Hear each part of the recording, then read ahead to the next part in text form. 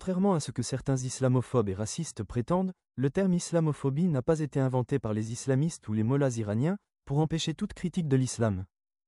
Ce terme a en effet été utilisé pour la première fois par un haut fonctionnaire français pour décrire le mépris et la discrimination que subissaient déjà les musulmans dans l'Algérie française. Ainsi, c'est Alain Kellien qui a utilisé pour la première fois le terme islamophobie, dans son ouvrage La politique musulmane dans l'Afrique occidentale française, pour dénoncer l'attitude des colons français à l'égard de l'islam et des musulmans. Le terme a ensuite été popularisé au Royaume-Uni dans les années 90, pour désigner un racisme spécifique qui touche les musulmans et les musulmanes.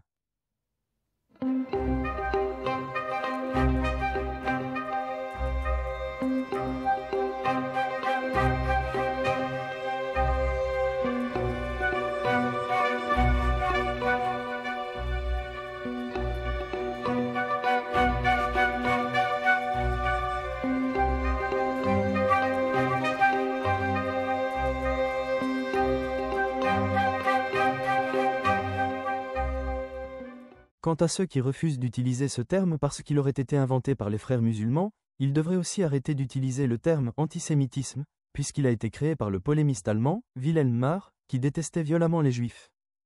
Mais les islamophobes sont hypocrites, et pour la majorité d'entre eux, sont des sionistes qui considèrent les musulmans comme des êtres inférieurs. Un paradoxe insoluble pour des gens qui se prétendent gardiens de la liberté et des droits de l'homme.